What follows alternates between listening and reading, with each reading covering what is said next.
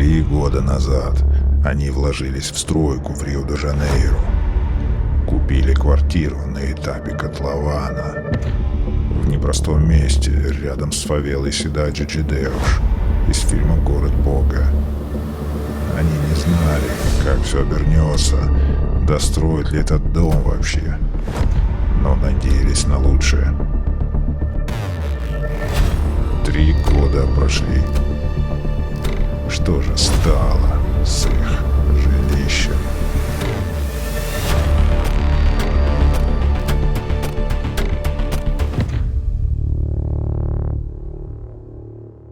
Не волнуйтесь, дом сдан и даже уже получил сертификат о вводе его в эксплуатацию. Сейчас вовсю идут осмотры квартир. Привет! Вы на канале Дмитрий Дубразил, на котором я рассказываю о жизни в Бразилии и в других странах с уклоном в жилищный вопрос. И в этом видео я хочу провести для вас экскурсию по нашему почти что уже готовому кондоминиуму.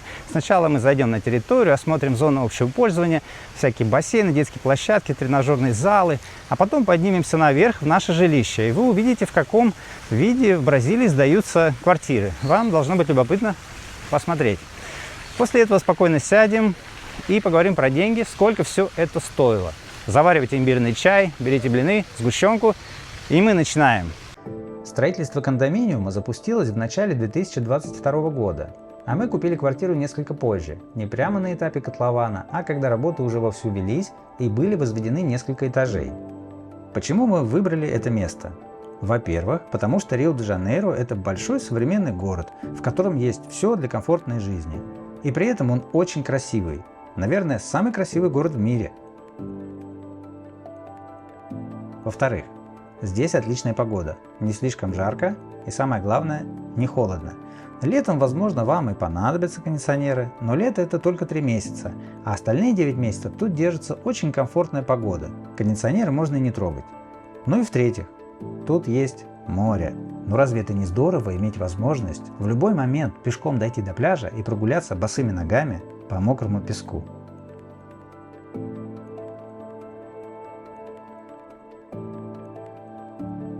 Наш кондоминиум глобально находится в районе Барра-да-Тижука. Этот район более молодой, чем всем известный туристический Копакабана, Леблон или Ипанема, который находится ближе к центру Рио-де-Жанейро. Здесь, на Барра-да-Тижука, здесь нету фавел, тут много простора, здесь нет бомжей, и здесь есть тоже свой огромный пляж.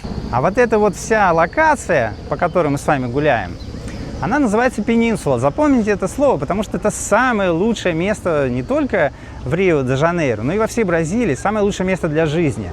Пенинсула в переводе полуостров, это полуостров и есть. С 3 сторон нас здесь окружает вода. Тут супер комфортно жить. Тут есть все для жизни, вся инфраструктура. В центре полуострова этой пенинсулы есть хороший торговый центр с супермаркетом, с магазинами с разными, с фудкортом. На самой пенинсуле также на ее территории есть отличный детский садик, на котором преподают на английском, на русском языках деткам. Туда ходит и наш Леонардо. В шаговой доступности от пенинсулы есть хорошая школа. Ну, то есть, когда детский садик пройден, детки идут в школу. Называется Элева, тоже двуязычная, португальский и английский. В шаговой доступности, опять же, от пенинсулы есть 2 гигантских торговых центра. Это Баха Шоппинг и Виа Парки. Так что этот район самый лучший. Мы знаем, где селиться. А тем временем мы уже подходим к нашему объекту. И сейчас будем его изучать. Вот этот кондоминиум. Он состоит из 3 башен. Наша квартира находится в этой башне, 2-я башня, там 3-я сзади. Называется он Пенинсула Парки. Вот так все это дело подсвечивается ночью. Симпатичненько. И находится, как я уже говорил, в Рио-де-Жанейро, в районе Барра-да-Тижука, микрорайон Пенинсула. Oi, Bruna. Tudo bem, gente? Tudo bem. Ó, hoje a gente vai estar subindo pra gente ver a visita deles no apartamento novo, que vai ficar lindo. Да. Такая вот территория уже благоустроенная. Здесь какие-то водоемчики. У нас не было возможности обстоятельно изучить территорию, потому что тогда еще велись работы и не все пространства были открыты. Но кое-что увидеть удалось. Это, конечно же, большой 25-метровый бассейн с водяной детской площадкой. Эспасо гурме, или летняя кухня, зона для барбекю и печи, где можно выпекать пиццу. Видели игровую комнату, но правда внутрь не попали. Вообще тут есть много чего. Кондоминиум буквально напичкан всем, чем только возможно. Кстати, когда смотришь на территорию извне, она кажется очень небольшой. Но когда попадаешь внутрь, ощущение меняется и начинает казаться, что территория кондоминиума наоборот необъятная. В общем, когда будет закончен ремонт в нашей квартире, я выпущу обстоятельное видео с полным разбором всего кондоминиума, всех его закоулков.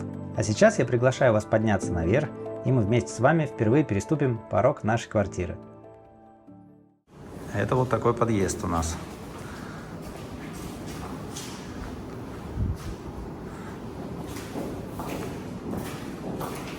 Подъезд этот немножко отличается от того подъезда, который у меня был в Питере, когда я там жил. Лифты фирмы Otis. Первые шаги должны принадлежать нам, владельцам, в будущем. Так. Ну вот мы вошли внутрь. Это такой первый гостевой туалет. Здесь холл. Тут будет диван, здесь телевизор, ну или может быть наоборот. Мы попадаем в кухню. Вот кухня будет выглядеть вот так. Уже готовая банкада, то есть столешница коротенькая. Там вот зона хозяйственная. Типа стирать, все такое. Здесь закрыто, открыто, закрыто. Ну и проход на балкон. Вот у нас такой будет балкон. Обратите внимание. Балкон будет не из маленьких, скажем так. И вот такой вид.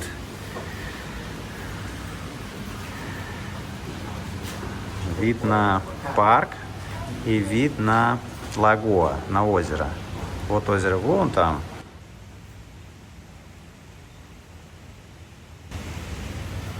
И там даже видно море, мне кажется, если я не ошибаюсь. Вот соседние домики тоже присутствуют. И вот такой балкон. А здесь у нас техническая зона. А здесь будут стоять кондиционеры, точнее их внешние блоки. Вот так это скрыто такой декоративной решеткой. Любимая, ты что делаешь? Ты зачем забралась на балкон? Жизнь еще только начинается. Но это вот внизу у нас такой вид на бассейн. Конечно же, сразу же мы первым делом поставим сетки, как это принято в Бразилии, которые защищают от того, чтобы никто, не дай бог, не выпал с балкона. Так, с балконом покончено. Идем смотреть жилую зону. Вот как она выглядит. Такой коридорчик, и здесь у нас 3 двери. Это дверь в одну комнату. Комнаты примерно по 9 метров квадратных все. И здесь выход на балкон. Ну, вот это тот самый вид, который мы уже видели. И здесь такой туалет, канадский туалет так называемый, который соединен с 2 сразу комнатами. Туалет и душ. Вот как сделано, видите, вот уже как бы эта квартира, ну, скоро будет сдана, то есть вот в таком виде сдаются квартиры в Бразилии. И вот, как я уже говорил, еще одна комната, тоже примерно 9 метров. Она тоже соединена с этим самым туалетом. Здесь вид уже на внутренний дворик. Окна здесь, скажем так, не толстые. Вот такие вот тоненькие окошечки. Проверяем, замки работают ли. Заперли, не открывается. Чтобы открыть, нужно так вот сделать. Пол здесь, не знаю, это паркетная доска, наверное. Кстати, я впервые за долгое время одел джинсы, потому что на стройку нельзя проходить в шортах. Это вот такие замки на дверях. Вот так они выглядят.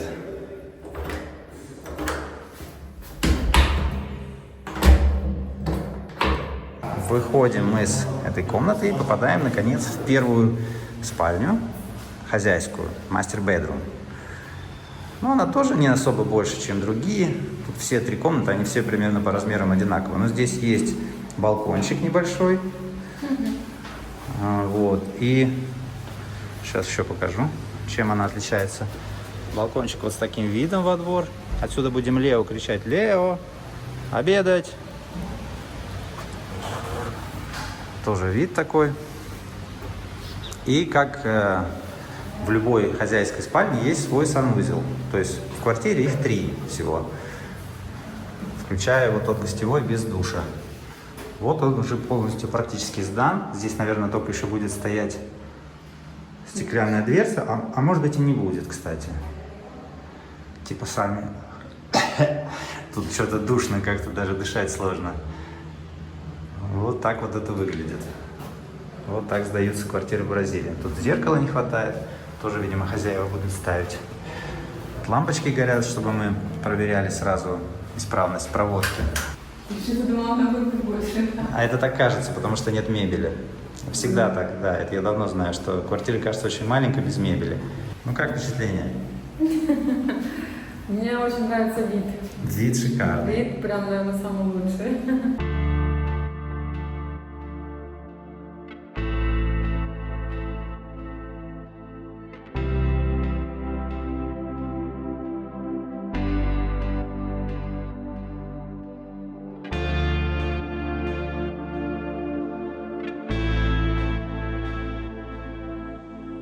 Ну что, нравится вам? Впервые на моем канале мы попали в квартиру, которая вот еще чуть-чуть и будет сдана в таком вот виде, в котором вы ее видели. Напишите в комментариях, что вы об этом думаете. Вот уже спустились вниз, подписали документы, что мы не видели никаких каких-то дефектов, которые невозможно исправить на месте. В принципе, там были небольшие дефекты типа протечек, но мы их все, при нас их все поправили. Obrigada. Все, провожаем Бруну. И мы тоже едем. Любимая, дайте открою дверь.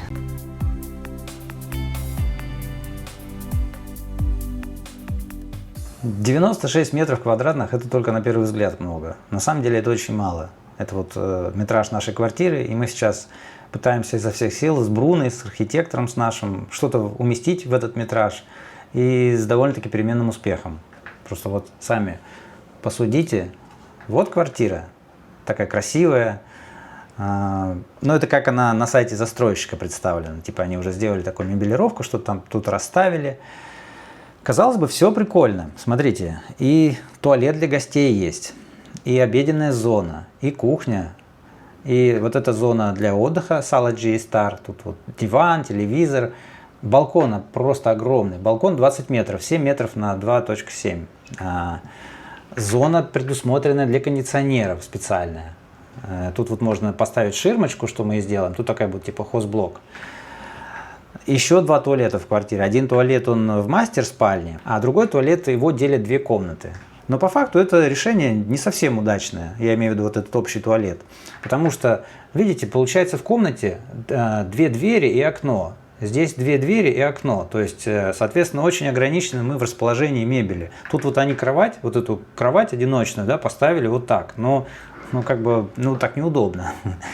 На одиночной кровати удобно спать у стены. Если ее, соответственно, передвигаешь сюда, то теряется вот этот большой шкаф. Постоянный какой-то вот, постоянные компромиссы. Потом вот самое элементарное. Вот кухня, да, но она небольшая совершенно. Где тут поставить мусорное ведро? Где поставить швабру? Вот вообще не продумано. Короче, бьемся. Имейте в виду, что 96 метров квартира – это маленькая.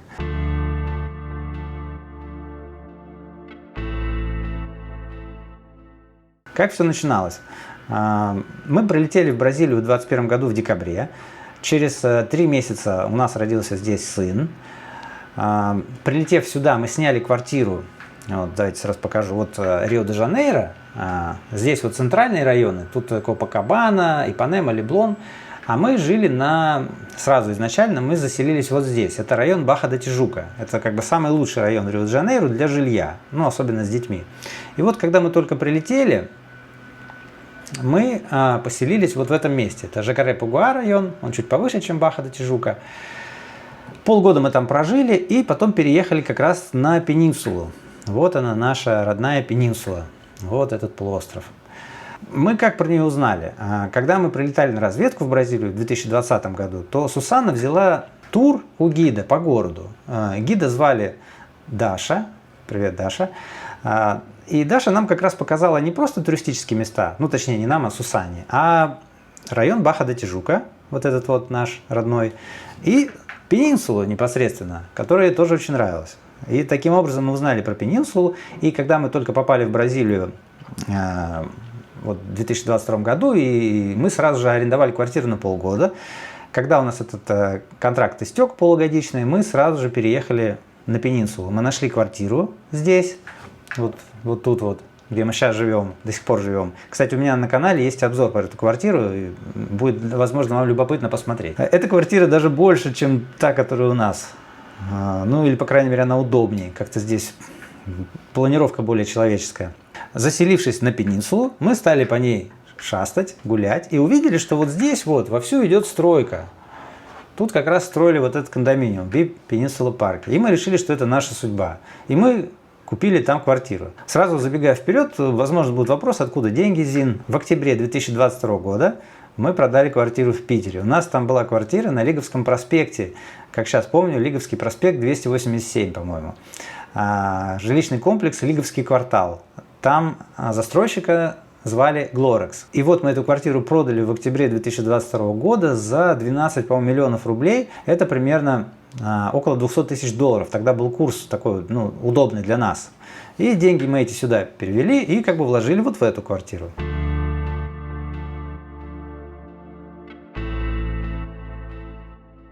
Как мы это сделали? Как происходила сделка? Мы купили квартиру в рассрочку, то есть мы за нее выплачивали ее стоимость, пока строился дом. Не ипотека, не наличкой сразу, а вот именно в рассрочку. Обычно, когда вы покупаете таким образом квартиры, то, подписав договор, вы соглашаетесь с тем, что платежи будут примерно такими. Вначале вы платите задаток, в нашем случае это 30% примерно было. Потом, пока дом строится, вы вот в течение всего этого времени выплачиваете потихонечку сумму, которая равна примерно, ну, на самом деле сумма это может быть любая. Вы можете всю оставшуюся сумму потом выплачивать вот в течение всего времени, пока строится дом. Ну, в нашем случае это было примерно 25-24%. То есть мы выплачивали эти 24% в течение 2,5 лет небольшими платежами. А потом, в самом конце, мы выплатили, вот буквально неделю назад, кстати, мы рассчитались полностью, мы выплатили оставшиеся 46%. Сразу такой большой платеж. Мы сделали последний платеж в банке. Банку do Brasil. Бедные, но мы счастливые. Теперь мы полностью оплатили нашу квартиру и будем в ней жить. Да, такие вот радостные идем. А все проблемы только нам еще предстоят, я имею в виду ремонт. Ну вот, как это выглядит наглядно? Давайте я вам покажу. Вот я составил такую табличку. Ну, видно, что мы платили в 22, 23, 24 и 25 годах. Вот это так называемый задаток, так называемый 30%. Здесь он называется или Синау, или Интрада. Потом вот уже пошли месячные платежи. Менсау. Опять же, в первый же год мы заплатили комиссию риэлтору, который нам продал квартиру. Кстати, я же теперь тоже риэлтор.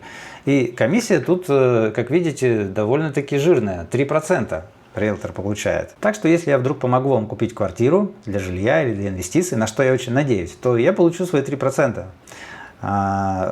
Без брокера здесь, к сожалению, нельзя обойтись, без риэлтора.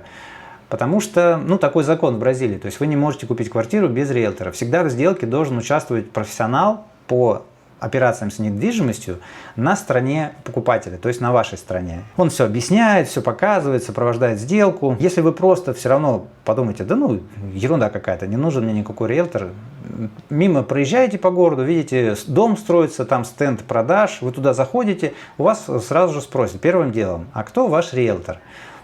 Имя, пожалуйста, назовите. Вы скажете, нет у нас никакого риэлтора, а вам скажут, не волнуйтесь, у нас тут есть. И вам просто дадут любого риэлтора, кому повезет. Там реально в случайном порядке выберут вам одного из тех, кто в этот момент дежурит на стенде. И вы все равно эту комиссию в 3% этому человеку заплатите.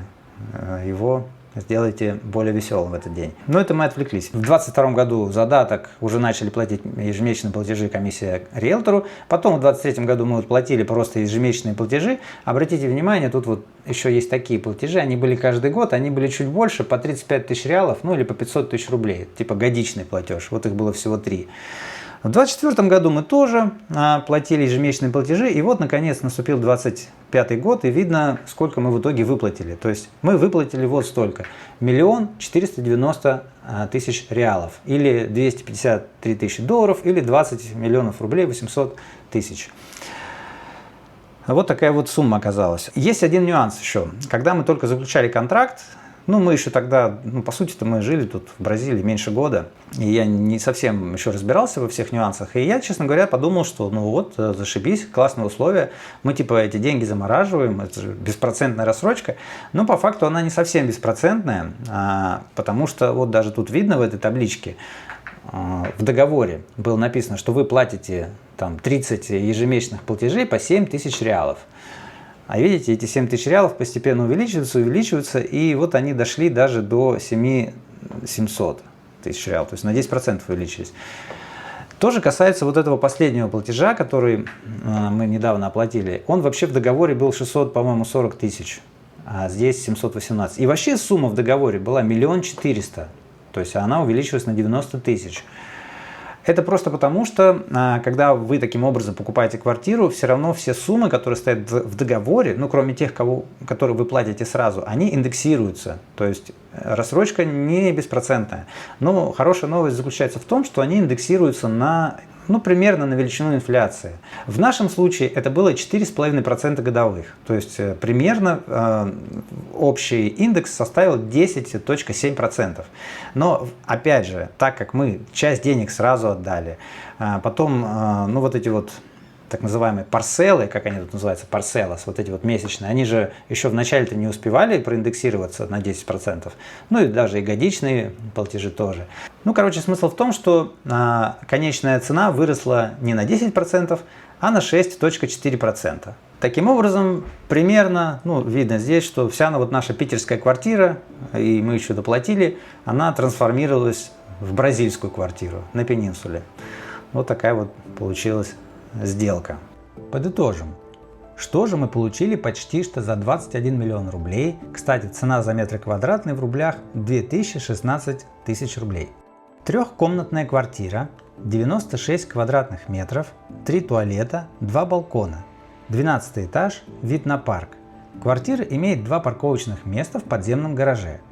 Жильцы кондоминиума могут пользоваться всеми благами своего ЖК – бассейном, детскими площадками, игровыми комнатами, саунами, зонами для медитации и, конечно, наслаждаться супер шикарной погодой бразильского вечного лета.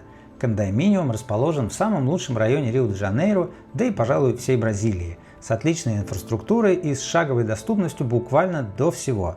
Напишите в комментариях, какое жилье вы можете приобрести за подобную сумму в той стране, в которой сейчас живете. Будет интересно почитать. Немножко полезной информации. Совсем скоро в этом пустом слоте будет строиться новый кондоминиум от компании Сирелла. Сирелла — это один из крупнейших и один из самых таких надежных застройщиков в Бразилии. Вот я сейчас сижу в доме, который построен Сиреллой. Наша дача находится в кондоминиуме, который тоже был построен Сиреллой. И здесь на Пенинсуле они много домов выстроили. Так что это такой хороший застройщик. Буквально вот-вот скоро откроются продажи. Так что имейте в виду, не забывайте, что я профессиональный, дипломированный риэлтор в городе Рио-де-Жанейро, и я помогу вам купить в этом кондоминиуме или в любом другом супер квартиру, которая будет радовать вас долгие годы. И планировку мы выберем лучше, чем у нас. Все, закругляюсь. Большое спасибо, что досмотрели до конца. Не забывайте поставить лайк, подписаться на канал. Увидимся в следующих видосиках. Чао-чао, boa tarde, пока-пока.